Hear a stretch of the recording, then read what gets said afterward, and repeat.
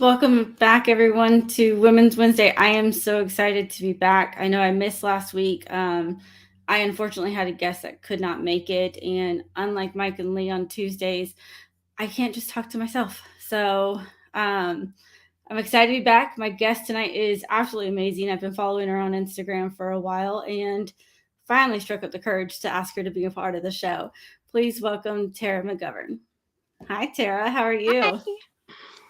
I'm good. Alive. Good. You're alive. Wednesday night. Wednesday night at 9:00. We'll see if any sorry. come barreling through the door soon. Do what? We'll see if any of my children come barreling through the door soon. I mean, I've gotten my kids relatively trained not to do that, but when the show ends, you can expect them to come barreling in here to talk and tell me good night so that they can go to bed. So you're good. I understand. Mine just doesn't like to be left out. He feels out something. So how old are yours? 16 and 11. Okay. So I have, and yours are both boys. Mm-hmm. I have a 13-year-old son, and my daughter turns 10 next week. Oh, wow. The day we leave for Moore. So she's not happy. Birthday party on the road? Okay. So her plan is she wants to go to Lambert's. Have you ever been there in Springfield? Yeah. So where they throw the rolls at you? Yeah. That's her birthday plan for dinner. Good idea. But she's so upset because she's leaving the single digits, going into the double digits. And the big ones? Yeah, it's a big one. I was like, oh, okay. But yeah, she's mad. We'll figure it out. So she'll find some way to commemorate it. It'll be totally different than any other year. Right. I threatened that we should have all of the exhibitors at Moore sing happy birthday at once. You could totally turn this into one of those embarrassing experiences if you really wanted to. Exactly. We could. And we can go live for it too, just to really mess with her. But she's threatened me that no, I'm not allowed to do that. So we'll see what happens. My child loved that though. That would be the opposite. He'd be like, yeah, love the attention, please. Is that your youngest or your oldest? Youngest. Yeah. Yeah. All the attention is better. That's great. So tell us some information about you for those who don't know you. For those who don't know me, I am a photographer professionally for the last 17 years. So that's usually the first question people ask. It's like, how do you do this all the time? It's because I work for myself and I do kind of marketing and photography work. So I can do that remotely a lot of the time. 2 boys, like you said, single mom for pretty much all of their lives.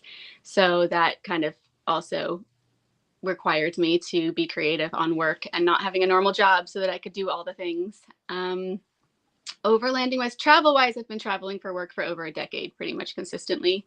The overlanding got thrown in a few years ago when I got the Jeep because I went from sports car to Jeep, which is, I'm still not quite over the lack of power and speed thing, but someday I'll get a Hemi and it'll be okay.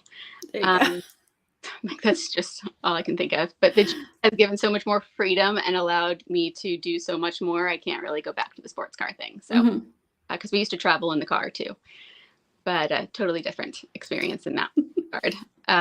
With the trailer got added in last year, and that was kind of a totally unexpected surprise too. So basically, we kind of just keep building and building and building on that, and I keep trying to carry work and everything else along with it so that we can kind of maintain that freedom and adventure until one of them goes off to college, which is very soon, actually this year. So it's going to be different once we're down to just 2 of us. How do you feel about that? One going off to college? He's very excited. Okay. To be rid of us in some way.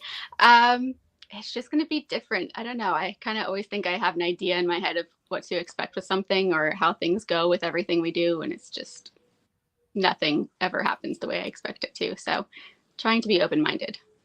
Okay. Well, Lee is saying good evening. Hi, Lee. Hi, Lee. And Cindy with Hi, Northology. Donald suggested you put maybe a Hellcat engine in your Jeep. I am open to that. So my husband won't let me put a supercharger in my 4Runner. He refuses. His response is, I'm a slot car driver. And yeah. There's reasons that I would also tell you not to. Like some vehicles, yes. But ours, I would tell you not to for certain reasons. Yeah, I don't think you'd end up being happy with it. You think you'd end up killing your 4Runner pretty quick. Dang it. But yeah. You're not supposed to side with him. I know, You're supposed to side with me on this one. See, my husband's saying lifted off-road Hellcat. Actually, what I really want is a Scout. Okay. And then I have to figure out engine-wise from there. But like ultimately, if I could have anything, it would be a Scout with a very, very large engine in it. Cindy's waving. Donald's now ganging up on my side. So at least someone's on my side about the Supercharger. The 4Runner just has no power. He drives the Tacoma, and I'll get in it. Granted, his isn't fixed up yet. And you'll hit the gas, and it just goes. It actually moves? It actually moves. I'm like, I forgot what this is like because the 4Runner just does not go. I feel like it's more a weight thing with ours. Like, I don't think you're going to see the difference you want to see. And I'm going to put a lot of strain on things that you don't want to. Yeah, that's probably true. So, I mean, you just go with the Hellcat instead too. So. This is true. Cindy, we talked about the van. He's not getting a van. We're not doing the van life. I'm sorry. I refuse. I am the epitome of anti-van life. And I know that's horrible to say as an overlander, but like I was always just hell-bent on I would rather die than have a van. Yes. I still maintained that. But I say that I'm jinxing myself. I'm probably going to end up with a van by next year. Watch happen. No. Just if you start looking, message me and I'll talk you back out of it. Because I think it would ever happen. It can't get high enough off the ground. There's that. I grew up, so growing up, my parents had this god-awful brown van, but a full-size van. But at the time, everyone thought it was a cool vehicle because it had a TV in it. And I was horrified. Hey, I was like, drop me off at school, like around the block. Okay, don't pull up at the school. She'd still pull up in front of the school. Did not care. And so I carry a megaphone occasionally when my child tells me not to embarrass him. And so I wait for him to get out and then I stick it out the window and yell how much I love him. I'm that mom, so I would do the same thing. I mean, say when my son, when I drop my son off at school, if he doesn't tell me he loves me before he gets out of the car, I will continue to say it louder and louder until he says it. So yeah, there's that. Yeah. No, I graduated to the megaphone and then he really got upset. I like this megaphone idea. Fun. They're only $10.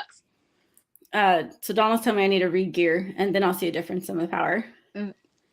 Some. What gears do you have in it now? I still own the factory ones, but I'm like right at that threshold where I probably should, but it's not enough to really make a difference right now, unless I want to see maybe my fuel change. What size are your tires? 295s. 295, 70, yeah. 17s. Yeah. Yeah. You need to go up. But I can't I wouldn't promise you any fuel changes. Right. I mean, mine never really saw fuel changes. Oh, see, Cindy's saying you haven't seen her van, or maybe it's my mom's van. Just horrible. All right, Jeff, you're getting outnumbered here on the Supercharger. This is hilarious. It's great. That's funny. I mean, I was gonna say I don't know what the stock gears in the 4Runner are. I assume they're probably around 321 or 373. 373. So you probably need at least if you're not going bigger on tires, you'd want 456 probably in there. No, I have no intention of going bigger on the tires. I'm happy with that size, but yeah.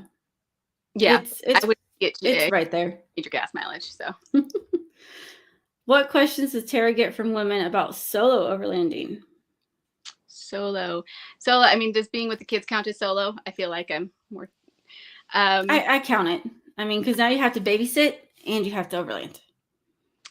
So solo travel, especially the kids. So I have to preface this with the last year's been a little different where because my oldest is 6'3" and 210 pounds and so it looks like a full grown man.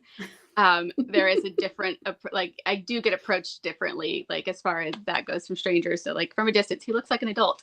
So that changed things a little this year. But before that, honestly, I've always traveled alone. It's actually been very rare for me to ever travel with another person, whether it be internationally or within country. And I enjoy being alone. So it didn't ever have that fear factor for me.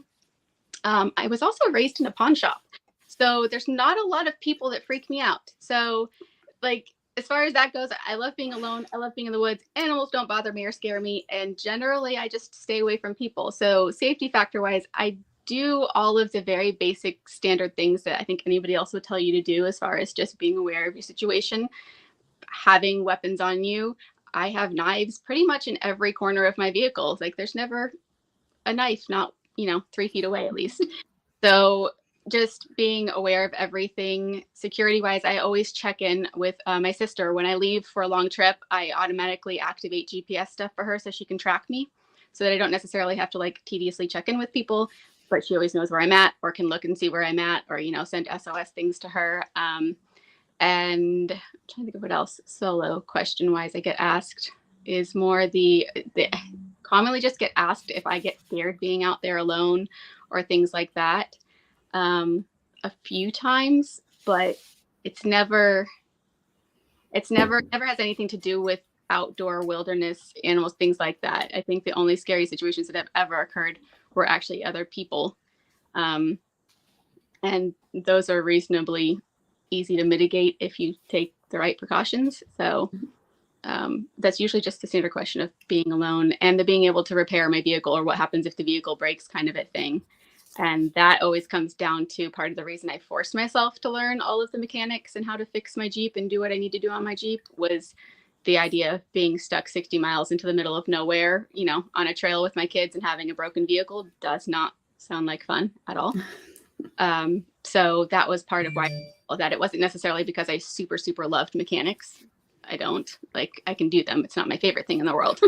It was more necessity of not wanting to get, stuck somewhere. So that was just kind of forced myself to learn all of that, so that if I was in those scenarios, I knew I could do whatever needed to be done to at least get off of a trail or get back to civilization.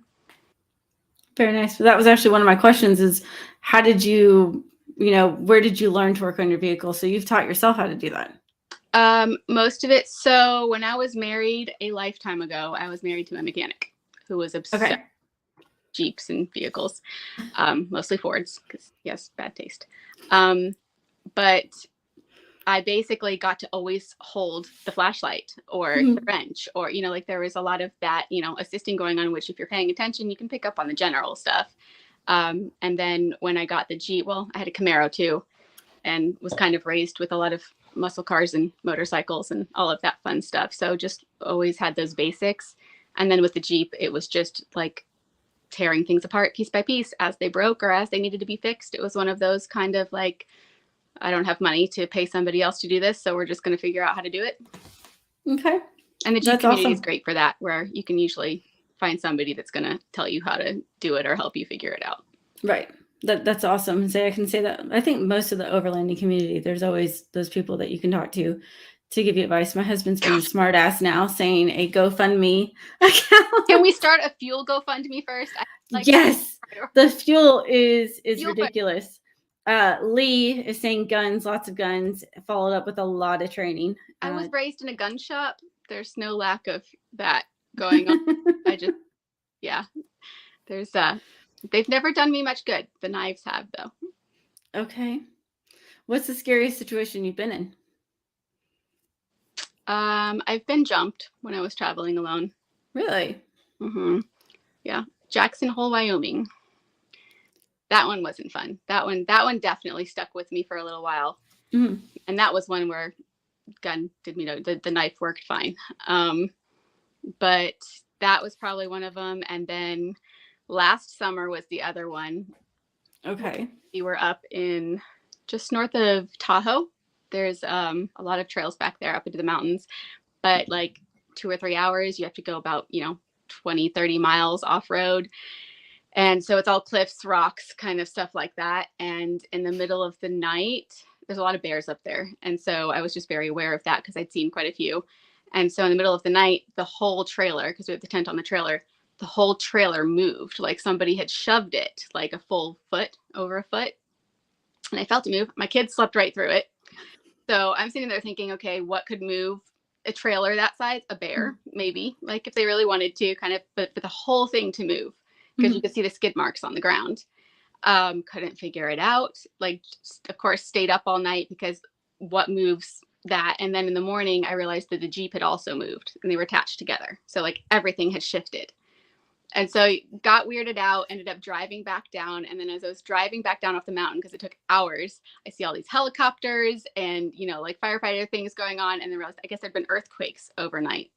Oh, wow. And those are things like, it was one of those safety things that in my mind, I had not, like, if there had been rock slides, if there had, like all of those things that could have occurred in that location, I wasn't entirely prepared for that. So it was a little bit weird, but the middle of the night, having the whole trailer move, like that was definitely a freaky one, which of course had nothing to do with people or animals or any of the normal scary things that people think, but that one wasn't fun. That's awesome. I mean, that's terrifying, but it's a fascinating story about earthquakes. Donald's saying that you got attacked by Sasquatch. He was visiting My kids you. would love if it was Sasquatch. So last time we went camping, talking about something moving, we got, I think it was a raccoon, decided to come visit our trailer. It's horrible. I hate those stupid things. I have a pet one. Do you really? I did, yeah. No. So my husband had tied the trash bag to the trailer because we have just a custom built trailer, and we had just trash in it, no food, or at least we didn't think there was food. Doesn't matter. They'll have fun with it. Yeah. Well, one decided to come visit, and I was not prepared. Like, they had seen a bunch of deer at the campground, which is fine because we were just doing like a little campground takeover for my husband's 40th birthday, and you hear this rustling sound, and then the trailer jerks, and I'm waking up and I'm smacking him, and he's like, "It's nothing. It's the wind." I was like, "No, it's not." And then you can hear the bag rattle again. So we scare it off, and then the stupid thing just keeps coming back. Oh yeah. So at about 2:00 in the morning, I'm like, "Get out of the tent and go get the bag and go throw it away. I'm just done." But it was horrible, and the kids sound asleep, didn't notice anything. Yeah, I mean, I probably would have adopted the raccoon and fed him in that scene, but I'm weird like that. I actually have a raccoon here that if I don't leave food out for him, he brings the bowl to the door and shakes it at me. That's hilarious. But what's funny is we could never see it. Like, I stuck my head out of the tent with a flashlight, never saw this stupid thing, but it just kept coming back and coming back. I was like, I'm not sleeping with that noise, because it was basically right underneath me. And I was like, the bag's got to go. Get rid of the bag. So yes, Donald's wanting to know, how do you prepare for medical emergencies on the road? That is another big one. So I am lucky enough that one of my sisters is she's a life flight nurse. So I have the medical person in the family, because things have happened, where she over prepares me for everything that could possibly need to be in my medical kit. As far as most of the emergency kits that are sold don't have anything in them that you're actually going to need in an emergency, as far as tourniquets and for major injuries that tend to happen off-road. I have, obviously, from what she's seen with Life Flight and all that, she sees a lot of the off-road accidents that happen, and the rollover accidents or things. And what occurs in those scenarios are always massive head trauma, amputations, things like that. So she fully makes sure that I have a very, very large emergency kit that covers everything, because I have accident prone children and I tend to be accident prone myself. And then my kids basically know to call Aunt Jenna before they call 911, because usually we can solve it ourselves. But, in case of emergency, call Aunt Jenna. But yes, extensive emergency kit, and just all the usual, everything labeled. I keep everything labeled in case if I get knocked out or something's wrong with me and another adult comes along. Obviously, you want somebody else to be able to use that stuff or know where things are, quickly in an emergency. So labeling everything really thoroughly is also something everybody should do in their kits if you're not already. I love that idea. That wouldn't never even thought to cross my mind, is to label everything. Oh yeah. Well, it's usually somebody else having to use it on you, even though you're the one that prepared it. So yeah, make sure they can find it. Good to know. So tell us about your Jeep and your trailer, because we've kind of talked about it a little bit, but not really discussed it. My Jeep is a 2017 JKU, and I got it in 2019. So right when, all the JLs started coming out, and I wasn't a really huge fan of the JLs, and kind of when they first came out, those first year or two of them. So I knew I wanted to stick with the JK. In hindsight, I probably should have picked a different year of JK, because you learn all the things about, they each have their quirks and things, with them. So with the later JKs, we have all these really fun electrical and PCM and, things that are really fun to deal with. And so my trailer is by Symmetry Trailers, and I started working with them last year, and it was built, everything with it kind of custom. My tires, everything custom tracks exactly the same as on my Jeep, so that whatever line I take the Jeep, the trailer follows right through, and I know everything fits exactly the same, height and all that. I think as far as if anybody has any specific questions about the trailer and all of that, just let me know. Jeep wise, what are the things everybody always wants to know? Running the TerraFlex Outback coils and the Alpine control arms, and kind of this last year was kind of the process of figuring out my previous suspension did not work with towing. I really put a lot of stress and damage on the Jeep with towing off-road as much as I did, and the overland trailers are really a newer thing, so a lot of the suspensions out there aren't made to compensate for what that does or the stress that it puts on your suspension in kind of unique ways. Mm-hmm. So it's been a little bit of a figuring that out process of what worked for the Jeep without damaging things further. So super, super happy with the TerraFlex setup right now. So far, everything's lovely Outbacks. Yes, the Outback coils are so far the only ones I found that actually for the rear have handled keeping suspension up where I want it to be with the trailer fully loaded on it. Like I don't get that full squat. And then I have Timbren bump stops in there as well. They're the active off-road ones, so that when I have the trailer, it's got that little bit of extra protection there for when things get a little sketchy back there. And then shocks, I have the Falcons, which I actually have to put in. They're sitting out there next to the Jeep right now. I need to get those in tomorrow morning. And I was using the Bilstein, but those lived a good life, but were not cutting it with what we were doing either. So kind of basically fully switched over to the TerraFlex system as far as the Outback and kind of all of the stuff that goes with that. Right now I have 35-inch tires. Would love 37s because they look cool, but the reality is my 35s do the same thing that 37s do. So I'm kind of one of those practical people that if I can't justify a real reason for sticking them on there, the 35s stay. And then skid plate system is all the Quadratec modular ones. Lights are KC. What else do people always ask? Re-geared to 488. I actually just have to overhaul everything in both of my axles last week due to another shop basically damaging and doing everything wrong in them. So we got to overhaul everything. So I got new lockers and gears, and it's been a fun adventure this week. So it sounds like it. It sounds a bit like what's been going on with my car. So Bill's saying hi, and then my daughter apparently is pointing at herself saying that she's accident prone, which she is. She can look at something and hurt herself. I threatened to put her in a bubble numerous times. Oh, yeah. Oh, let's see if you guys can see it. This one's my best one. I have a dent in my head. I see it, yes. How did you get a dent in your head? Torque wrench. Nice. We were in Colorado last summer, and my control arms, because were not holding up well with the towing and what I was doing to them, I kept having to tighten the bolts. They were coming loose. And so it was one of those pull over on the side of the roads and was tightening bolts, and the torque wrench I was using broke and snapped back at me and split my head open. So I knocked myself out cold underneath the Jeep on the side of the road, which was a really great test to see which child panicked. Yeah. Which one panicked? Riley, the younger one. The younger one took off running. No idea where he was going. Yeah. And I think kind of pulled me out from under the Jeep and stuck a Band-Aid on it. Well, I mean, at least you tried. Oh, no, it's like that's what I would have wanted. I mean, he knows better than to call an ambulance and cost ambulance money. So right. Yeah. See, I think my kids would just stand there and panic. I don't know that they would run. My daughter would just stand there and cry until I came to, but my son, I don't know what he would do. I don't think he would run. My oldest is on the spectrum, which actually comes with what's really great about them and the way they process is that everything is highly logical. So for him, it was okay, step 1, step 2, step 3. These are the logical things to do, as far as what he, what was within his capacity to do. He knew where the emergency kit was. He knew, to call my sister if he needed. And so it's a super highly logical kind of step process in those scenarios. So it works well. My son is that way. He's very analytical, very logical on everything. And I could see that being a huge benefit. Of course, I have to build up my first aid kit. My first aid kit is very, very basic and nowhere to the level of what you just mentioned. I should do a post on that soon. I don't think I've done that yet. I should make my sister come on there and give everybody a list of everything they should have in their kit so that they don't die.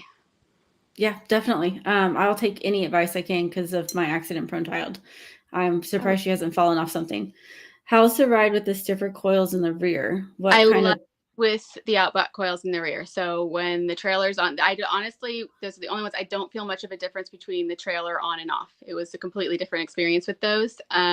And for the bushings and the control arms that had worked loose, I was still on stock control arms last summer, which was a problem.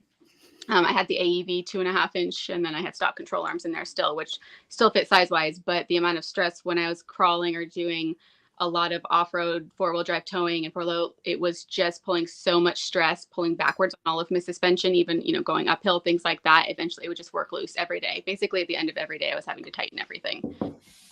It just wasn't geometry wise, everything wasn't perfect. So lots of big changes on all of those. And then even my drive shaft. So I switched to Yukon drive shafts this year too. Basically everything is where it should be now. Like everything lines exactly as it should, and it makes a big difference. It's amazing. So I'm trying to think of bushings. Yeah, they were just the stock ones. I can't remember what the other part of that question was, if there was more. Just what kind of bushings were in the control arms that worked loose? Yeah, just the stock ones, just stock control arms and all that fun stuff. So I saw a little reel earlier today that you did a unique install on your trailer. Oh yeah. Yes. That's the first time I have drilled into the trailer, and I avoided it for the last week and a half. Like I knew I had to do it. I have this, for some reason I have no problem drilling into the Jeep, and I just really didn't want to drill holes in my trailer. So I have the Pro Eagle jack, which that was the biggest thing last year, that when I came back from that 3 months of the thing I wish I'd had with me that would have saved me so much time would have been having a real jack with me, so that every time I had to do on-trailer repairs, things like that, it would have made a massive difference. So I have the Pro Eagle, but I don't like to keep a lot of weight in the Jeep if I don't have to.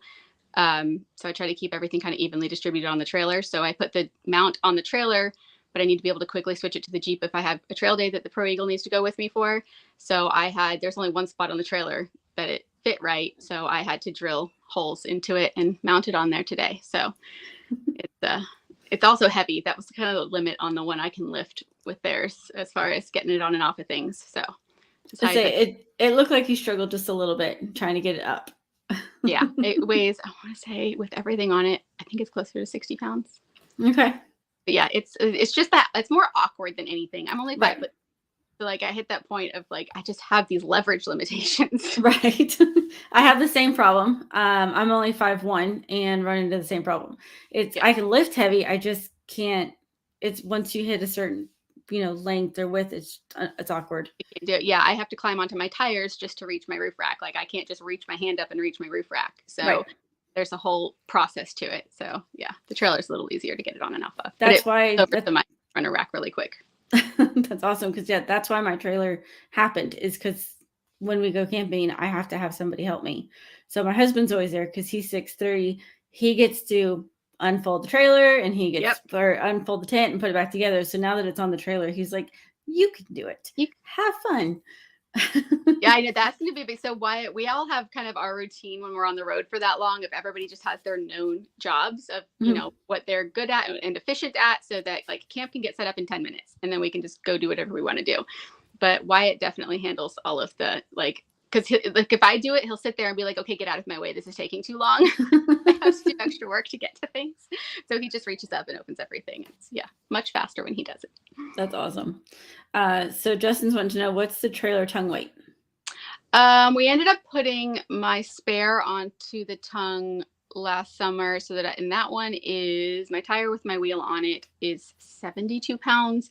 And then adding the jack on there is another 60. And I usually put either my air compressor or water jug there too. So adding that up, I think I end up in the 140 range with everything loaded on there in the front. And then I balance it out with the super heavy stuff in the back. And I keep the tent pretty centered. Okay. So how do you prepare? Because when you mentioned earlier to me before the show started that you're typically gone at 12 weeks at a time. How do you prepare for being gone that long? I'm a minimalist. So each one of us, we just have our standard way of packing and doing things. So I think we've just always done it. We kind of have these new habits, but each person has one bag for clothes. Mm-hmm. There's just, everything has its own box. And if it doesn't fit into those, it doesn't go. the trailer made it a lot easier because obviously I wasn't just working with the Jeep this year. Right. But I still it's one of those where you can really get by for that long with a week's worth of stuff. You can wash things, you can do things. You don't really need more than a full week's worth of anything with you at any time. Mm-hmm. And also through part of those trips we go, because we'll land in Washington, usually go from Florida to Washington and back, and we take a different route back each time. But in Washington, obviously we have friends and family, so, you know, we can hang out at their houses or use, you know, wash clothes, and it makes it a little bit easier travel wise when we're there than anywhere else. But for the most part, it's just like 1 week's worth of whatever we need at a time, and that's all that goes. Last summer, they tried to pack a few too many things, and by 3 days in, they had filled a box to ship home because they were already like frustrated with having too many things. So they get the same way. If like we realize just you don't need all the extra stuff, so we keep it super, super simple. Each person has a backpack with whatever their entertainment stuff is in it, Mm-hmm. and then one bag for clothes, and everything else is just necessities for the camping and traveling and tools and all that kind of stuff. Okay. So are you guys planning on doing the 12 weeks again this year? So we're figuring out that schedule because my work schedule is a little weird because I have to get to Washington before May 14th this year, Mm-hmm. and they don't get out of school till May 28th this year. Okay. So we're in that process this week of figuring out if I'm trying to pull them out of school and have them finish with me on the road, or if they're going to have to stay a few weeks and then get flown out to me, which would be totally different this year. We've never done that because I don't think gas is allowing me to drive back and forth a million times. Mm-hmm. So yeah, that was what we've all been discussing that this week, of the logistics of how are we getting children where they need to go. So we're figuring that out. I may pull the little one and then the big one will fly out and meet us, or yeah, it's just a weird work schedule this year. So we'll see. And I don't know if we're making the full 12 weeks. We're going to try, but again, the travel expenses this year are a little bit crazier. Right. So all of that kind of depends on work, but we're going to try. But we're going to leave May and June. So you're getting, so say the gas prices are astronomical. I, fill up at a quarter of a tank just to make it feel not so bad. But still, you're looking at close to $60 every time I fill up my 4Runner. Yeah. And it's horrible. I can't even imagine trying to travel that long. You're saying from Washington to Florida? Yeah, I did King of Hammers last month, and that was 2,400 miles each way. I ended up pretty close to like 1,800 for fuel because I was towing. And I have to do EJS next week, and that's going to be about the same cost. It's going to be about $2,000 in fuel there and back. So I'm still kind of, yeah, we're weighing options on how we're surviving the fuel bill this month. So Misty's saying hi. So what is King of Hammers? King of Hammers is the Ultra 4 race that they do in Johnson Valley, California every year in February. Well, end of January, February. Okay. Race.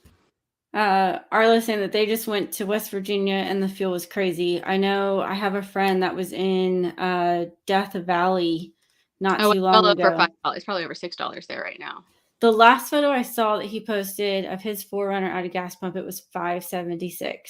It's about what it was when I was out there for KOH. Yeah, and I have to put I run premium when I tow. Mm-hmm. It's worse. It's bad. That just sounds painful. The further west I go, the more expensive it gets. Donald's wanting to know, what's your bucket list trip? Inside of the U.S. or outside of the U.S.? Both. New Zealand. Okay. New Zealand's up there. And I've done Canadian Rockies before, but not with my overland gear. So I would really, really, really love a good, like maybe Canadian Rockies up to Alaska trip, because I haven't gotten to do that in anything but like a normal car. So I would like to overland it for a good month. Where else?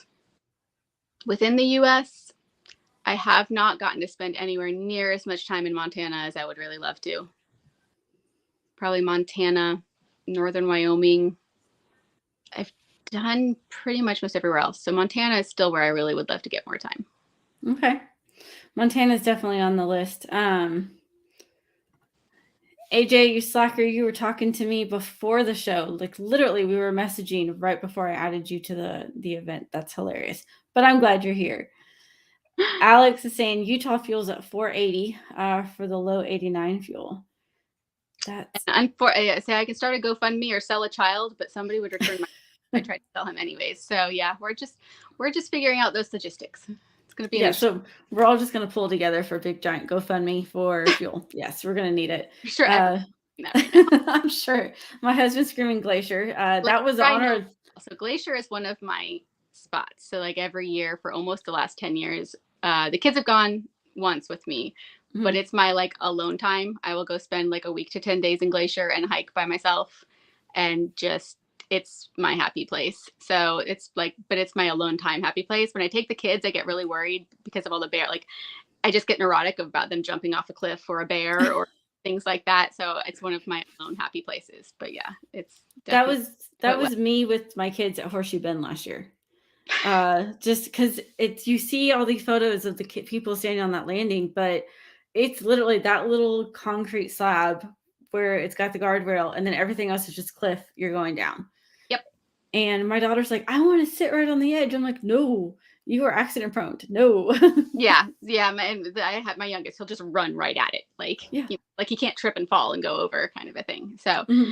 Yeah, Glacier is one of those where it's not the safest place, but it's also kind of like my alone time and has been for so many years that it kind of just became that like one of those solitude places for me where I can just do like 17 to 20 miles a day and just hike and not see anything but animals. And it's just, yeah, it's a good spot. Our plan was to do Glacier in Yellowstone this year. Take a couple weeks off and do it for the summer, but with the gas prices, getting in, it's rough. The last couple of years were really rough getting into both of those. The amount of people, and yeah, it's just it's hard to watch it be like that because it's really just the last few years that it got that bad. But it's hard to enjoy it with that many people. Yellowstone was insane last summer. It's just I don't know. It kind of killed it for me unless it's at 4 a.m. I can see that. We did the Grand Canyon, Horseshoe Bend, which was insane, which does not help the fear of your kids falling off the edge. But then we went to the Grand Canyon, onto the Grand Canyon. We were supposed to stay there for a couple of days, and my kids were so over the amount of people, and it's draining. For me, it's draining. It was. So they're like, we just want to go. So we ended up leaving the Grand Canyon, went down to Flagstaff and stayed at Sunset Crater instead. Yeah. It was a lot more peaceful, but the Grand Canyon was insane. I forgot how busy the national parks are. It's just been on another level, and there's still some that like there's still spots. So usually what we do every year is I know my points are where I have to be for work, but the rest of it I try to let the kids decide where they want to go and what they want to do. All of Riley's decision making is entirely based on wherever he can find dinosaur fossils. So he will pull up the road trip app or whatever app he needs to find, and he will just type in dinosaur. And then when he's mapping things, that is where we land. So we end up in Utah a lot. Okay. So that's usually his number one priority. There has to be dinosaurs. And my oldest just wants peace. He just lands. He just looks for wherever there is no people or wherever, he knows there's going to be less people. But I try to let them choose as much as possible so that they feel like they're in control of something in all of the madness. It makes them a little bit calmer and a little bit more willing to go along with the craziness when we go somewhere and things start going wrong. And I get to say, well, you chose this spot. They can't blame me. I'd be afraid to let my kids do that, but I might need to try that sometime. Honestly, I feel like they choose better places than I do most of the time. I'll get this idea in my head of, okay, this is where we're going to hit all these spots along the way. And then when I start to let them choose or I let them make the decisions, they have a totally different reason for choosing things too. So they don't care what it looks like on Instagram or in a photo. There's totally different factors for them. Right. So yeah, they totally different. Well, it's all dinosaurs, but still. I love the dinosaurs. So Donald's saying his is doing the Pan America Highway. Arla, yes, kids definitely keep you on your toes. Have kids, they said. It's fun, is all I can say. No, I love them. I wouldn't replace them, but it does keep things hectic. It takes us a couple weeks to adjust. The first usually 10 days of the trip, if there was audio in the Jeep of the things that go on and the fighting and the panic attacks of like the adjustment of no cell service, no Wi-Fi, no like the lack of electronics, the having to be together that close, like all of a sudden for the first 10 days is a little brutal. After that mark, Usually everybody's settled into like the routine, but leading until that, I would not want audio of what goes on in there. It's not good. So our trip last year with the Grand Canyon, we actually did a no electronics trip. So it was a week long, no electronics. So I've got photos of my kids with like color pencils and books. And I mean, we went completely old school on it. And we did okay. I thought it was going to be full chaos, like what you're saying, screaming, crying. We planned enough stops on the way there that I think it broke it up. Yeah. But the way home was more of just a straight shot. Oh yeah, when you do that like was bad. 20 hours, yeah, that's when everybody gets their headphones and you just. We've never gone fully electronicless because I have to use them for work. But right. Especially being on the spectrum, part of the way he regulates dealing with us close proximity is that he has, the noise canceling headphones and he just turns his music on and he zones us out. But he's also really into art. So like the art and the books are always with him. That's what he packs with him, is he's already doing his art stuff and his books and all of that. But if I were to take away the music, I think he might just drive all of us off a cliff just to get rid of my brother and I. There's a lot of tolerance. So when we make camp, he won't actually like camp with us. He will take the Jeep or take his pop-up tent. He waits for us to set up the trailer and then he goes about 50 feet away and he sets up his own. He's like, and Riley will be like, don't you worry about the bears. He's like, no, I'm good with them. Just go away. Like he's a good solo camper. That's awesome. No, yeah, the way back, my daughter literally at one point, you look at her, she's crying. Everything was like full hysterics. She's like, I just want to go home. I've missed my bed. I missed my room. And I'm like, you don't even spend that much time in your room. What are you talking about? Yeah. But yeah, so the no electronics was great with all the stops. The way home, no, that was hell. Yeah. I feel like our trips home end up being like that because I'll push it. So we'll find somewhere we want to stay and things we want to do. And then it's like, okay, I can knock out 16 hours in one day on the way home. It'll be fine. And we'll just push it. And then I end up driving 20 hours a day just to get us home because they have to start school. And then we roll in the night before school starts. It's great. I'm that mom. I'm that mom that like rolls into the first day of school with the trailer still behind me. It's kind of been the thing. You know what? So my son's got a band concert at Silver Dollar City in May. I'm like, we can extend that and just make it a weekend, a camping thing. I was like, how embarrassed would you be if I pulled the trailer behind the 4Runner? So we could just go camping when you're done with your concert and we spend the day at Silver Dollar City. And he's like, Mom, no. I was like, it's happening. I'm going to do it. That's kind of how we end up traveling when school is in session. I'll still take smaller trips, but it's one of those things where those things will get turned into weekend trips, or we'll do like mini ones. This year we didn't get to do as many because the Jeep was broken for quite a while, so we're just now fixing that. But normally we would go make shorter trips, spring break or winter break, or Thanksgiving. We turn those into mini trips so that we can still get away. We'll see what happens, how he feels about me following behind the school bus with the blacked out 4Runner and trailer. Back, it's fine. It's still noticeable. I mean, he's still gonna know it's there. Nope, it's only he notices. Like, really, kids don't. The kids are not impressed by the trail. Like, as far as that goes, adults notice and come up to me all the time. I will have 5 men stop me at a gas station, but the kids just kind of walk back and they're like, eh, and they just kind of keep going. Yeah, it's quite funny. He'll be like, Mom, turn your halos on. I was like, dude, they don't care. When I'm dropping you off, they don't care if the halos are on. They don't care if they're changing colors. Nothing. But yeah. Josh, kids are great. I let mine out of the cages at least once a day. Josh, I've already told you I need you to come over and train mine. So he is a local police officer in the area. So I told him I need him to like get mine to he has calm tasers. down. He does. He could teach us a lot. I don't know. My kids, the problem is like with mine, especially the youngest, like he would just, whatever I do, he would just do it back to me. Like way worse. He's one of those. There's no. Yeah. My husband says my daughter is me amplified. I was like, oh, the world's not ready for that. That's too much personality and a little bitty body, but it's pretty accurate. Yeah. My mini is like, it's they say like, God gives you that child that's a mirror. But it should be like, oh, like this is you. Here what you put your mother through. Yeah. Oh shit. Now I feel really bad. So Justin's asking, do you use a GoPro? I have a couple. I hate them. I do. I usually have one on dash cam, and then like when I'm shooting events, I'll have put one on a couple different vehicles and different angles and all that. It's just that I'm never really super happy with the quality of what comes out of them because I'm a photographer, and so I have these really high expectation standards for the visual quality of things, and so I'll see it, and then I'll look at what comes out of my R5, and I'm like, don't want to use, like, I just don't like the warped perspectives, all that. So we do use them, but half the time I end up handing them to a kid.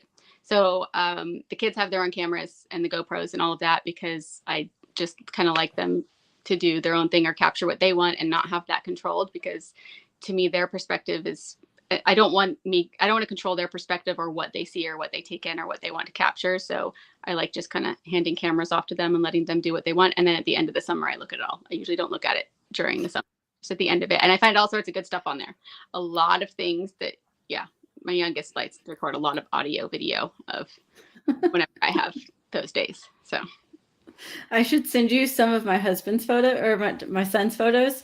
They're blurry and they're taken while you're driving all the time. My youngest so he knows how accident prone I am. And he's one of those YouTube obsessed kids that he thinks everything could possibly be a viral moment. So he sits and he waits for me to do something that I could injure myself doing. And I'll turn around and I will find him sitting there with a GoPro or an iPad just waiting. Like just waiting for the horrible thing to happen. And he's like, it's going to happen. It's going to happen. I'm like, we're not doing this. Yeah. He'll sit there. He'll wait for it because he knows it's coming. That's awesome. Alex, I'm probably going to do the whole trailer following behind the school bus on the way to the band concert. So AJ's joining us late. So he's wanting to know what are the ages of our kids. So Tara, go ahead and yours. I feel like he just should have been here to know that. Yes. No. Mine are 16 and 11. And AJ, mine are 13 and getting ready to be 10 next week. And she has no problem reminding me of that. She's going to be in double digits. And my son likes to tell me all the time that he's a teenager, even though I refuse to accept that word. Like, I got really lucky. My oldest is like I never had there was no talking back. There was like, to him, like, lying's not logical. Talking back is like, a lot of these things aren't logical. So I didn't have to deal with all of that. He was kind of like this ideal, like, he didn't really, I mean, he's got a mind of his own and he does his own thing. But to him, to fight or argue or talk back or like be that kid, like, it wasn't a logical thing for him to do. Mm-hmm. And so he just never behaved the way his brother behaves. His brother just is trying to send me to a loony bin before the age of 4. AJ said he was too busy shopping for dude wipes. Those are the best. I have them everywhere. So there is, not only is there a knife in every corner of my vehicle, there is also dude wipes everywhere. So AJ has been commenting and watching almost every show that I've done, and I absolutely love it. But he always brings up dude wipes. I was like, I don't get it. They're scented baby wipes. Like, what is the point of these? No, see, if you have a stinky teenage, yours is 13. So like my kids, that is the worst part. Like, I travel with 2 boys, so you don't understand smells. That, like, I have very strict rules about the shoes have to stay very far away from the tent, and like they have to go. I put the boots in the shoes. Those go into like scent-proof bags because I feel like those would attract bears and wildlife before any food ever. Like, it's just bad. So no, honestly, I've never had baby wipes work the way those do with the boys. Like, those will fully deal with the stinky boy problems. Okay. See, I don't have the stinky boy problems just yet. I have a feeling it's going to be coming before long, but I'm not there. Yeah. But so I did break down and I bought some just to see, like, what is the big deal? I'm going to say, yeah, I'm addicted to them. They're great. But so AJ, I just sent him the Overland Radio sticker to add to his sticker collection. I was like, thanks for getting me hooked on dude wipes. So thanks, AJ. But he's all about his dude wipes. Me, well, the other thing is, so like, I have really sensitive skin, and so one of the few that I can actually do fully, like, clean my face full, but like, and I don't have any problems with them as far as them reacting to anything either. So yeah, no, we're big fans of those. He sent me a picture earlier of, like, apparently now there's medicated ones that come out. Medicated for what? I don't know. Okay, I just started using them not too long ago. I mean, we did Rendezvous in the Ozarks last year in October, and a couple of our friends were like, exchanging dude wipes to try, peppermint and tea tree, and then they just kept going. Tea tree would be good. They just kept going on and on about the tingle, and it got uncomfortable because it's two grown men having this conversation. I'm like, I need y'all to go. Tea tree would be interesting. Yeah, I was like, y'all, I need you guys to just go over there. This is too much information. There's pictures popping up in my head that I really cannot look at you guys and have right now. Honestly, I feel like that's discussion that, like, I've talked with this about a few friends, one who has a magazine and all that, of the things that people don't want to write about or talk about are like those things of like, if you're living camping and off-road and like, off-grid for that long, like it's just not that weird. I don't know. It just becomes very simple, but people don't like to talk about it. Oh, yeah. Well, Lee's sitting here saying never mistake hand sanitizer wipes for dude wipes. Talk about lighting your ass on fire. Lee, why am I not surprised that this has happened? Good prank to pull, though. That would. I'm going to keep that one in. Yeah, a good one. Oh, yes. Last night's show with Lee and Mike had an interesting discussion about sheepskin. That was quite entertaining. I got nothing. I don't know. We lost control of it again. This happens at least once during the show.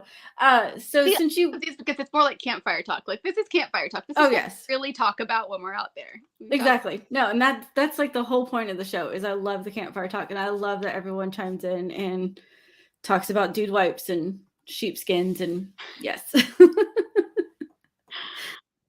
So since you work on your car yourself and you want to make sure that you can get out of a situation, what are some tools that you recommend always having on your vehicle? Everything. So I have, obviously everybody watches me with my tech and tool obsession that I have always. But part of it is that they're so easy to organize. Part of how I stay sane on these trips is I am a little bit overly obsessively organized. I'm one of those people that like color codes my bookshelves and my closets, and I'm one of those. But it works in my favor with the tools. I probably have a lot more on me than somebody would have for a normal trail day, because for me, if I'm 3,000 miles away from home and have a major repair, then obviously I've got to have that. So the Pro Eagle Jack is definitely the number one favorite thing right now, because I lost so much time last year to on trail repairs, as far as even just being able to jack it up, or just the process of it is so much faster. I keep basic wrench rolls with me. Obviously, last year I only took hand tools and I regretted that. This year the Impact is going with me because that would have sped things along as well. I keep all of the basic hand tools as far as sockets, wrenches, and then the Impact I'll bring this year with all the same things.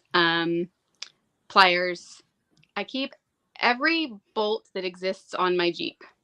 I keep a spare. I have a bag in my toolbox that has at least one extra bolt for every bolt type or bolt that exists on my Jeep.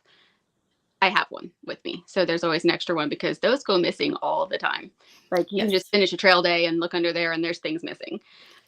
So I have extra bolts all the time. I have extra wiring with me. I keep extra smaller things parts wise, as far as fluids, belts, the basic things that would end up turning into a 2-day nightmare that could be a 5-minute on-trail repair. I do take all of those with me as well. So my toolbox is a little bit bigger than most. Torque wrenches. What else is in there all the time?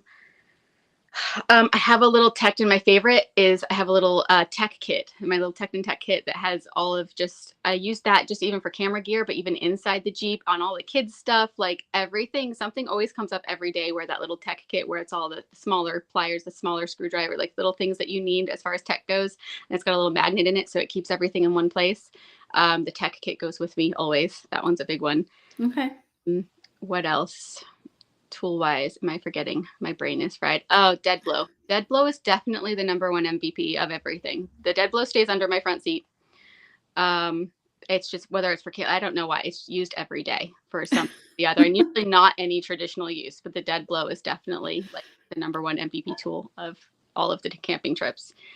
And then just the usual basic, just basically anything that could go, fuses, just basic electronic stuff that could go wrong, just all the little things that would be an annoyance, or that you'd have to go to a store to get, or could cause a long delay. I have extra parts and all of that, more so than tools, if anything. And then all the normal fluids that I would need to replace. That's awesome. We might need you to go back in later and comment and then like list everything that I you have a couple posts where I listed everything, so I'll pull those up. I'll send them to you. I have a few that I made where I made just detailed lists of everything that's in there.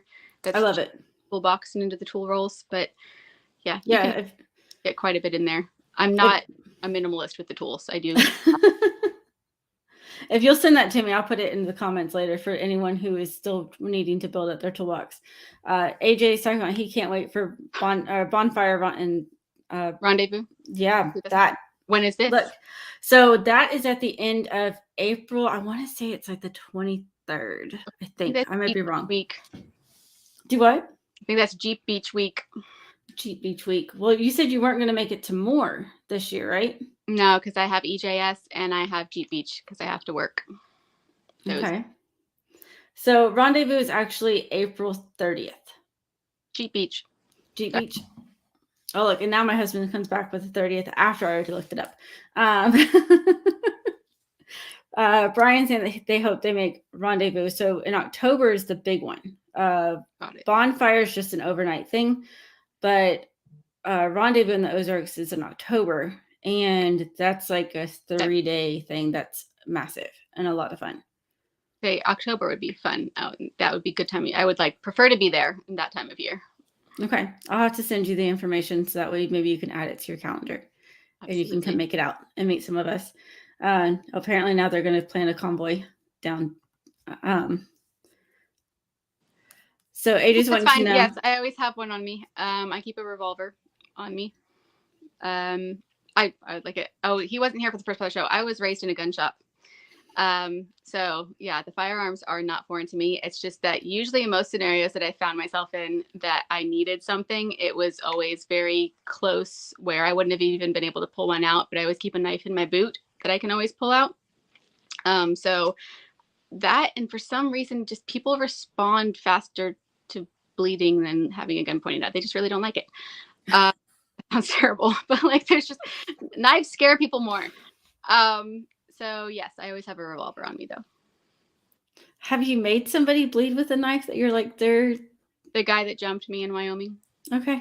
He knocked me down, and when I was curled up, I pulled the knife out of my boot and came up swinging. Nice. Good for you. And screamed and ran. AJ's finding it quite funny that you're saying that they're more scared of bleeding than they are a gun pointing at them. I mean, people react differently to seeing them, even if it's a scratch. I don't know. There's a different reaction to it. I'm not a fan of blood, so me either. But people aren't. So. Oh my God, AJ's asking if you'll marry him. AJ, I'm not sure your wife is going to appreciate that. I think your wife is in your. Well, there's a new one for the show. I've never had a marriage proposal on it to the guest, so that's fantastic. That I stabbed somebody, but that's fine. So, Tara, what's been your biggest challenge being a woman in this field? As far as being a woman in overlanding or automotive industry? I mean, there's just the general, usually you get treated a certain way as a woman.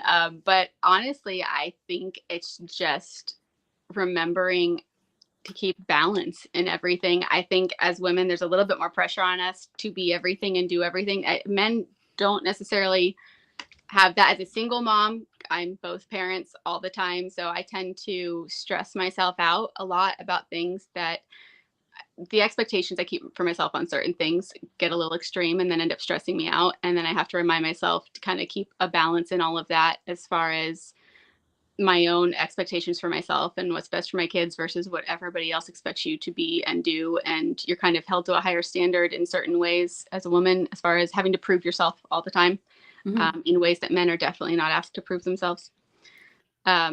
So just keeping a balance mentally with all of it, of why I'm doing it instead of getting pushed into situations where I feel like I have to prove myself in some way.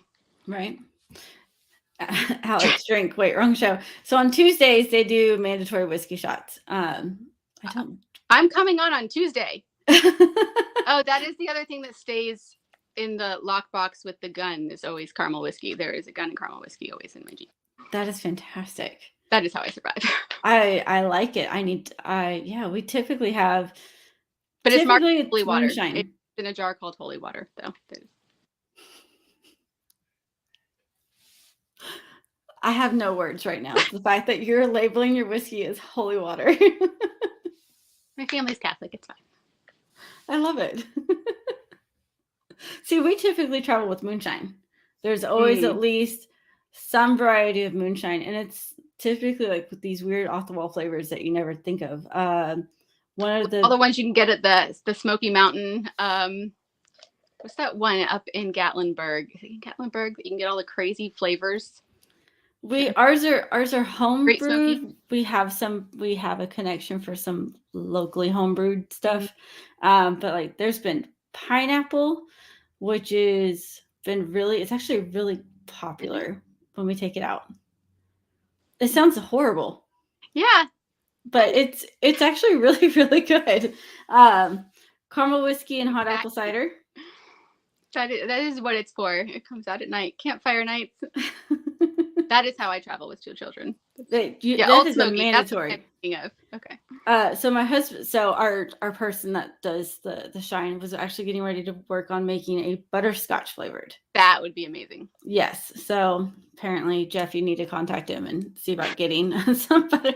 Now I'm on a moonshine kick. It's going to go all night. I would say come with 20 different flavors. Next time I go camping. Moonshine. Well, if we go with a group, we typically do like a whiskey tasting. So everyone brings something and tells a story. And so the moonshine always comes out with these weird flavors. I'm just trying to imagine pineapple. Like I don't know. It sounds okay. So if you make it to Rendezvous, I will bring some, and it's gonna be required that you taste it. I'm just trying to imagine what that flavor combination happening. Yeah, we'll see. It's pretty. It's high proofed, but it's really, really smooth. So you don't notice the burn until later. By then it's too late, and you're already done for the night. Advertisement for it. At least it's honest. I mean, so it's all right. We're good. All right. Back to overlanding. What would be your advice to anyone wanting to start out?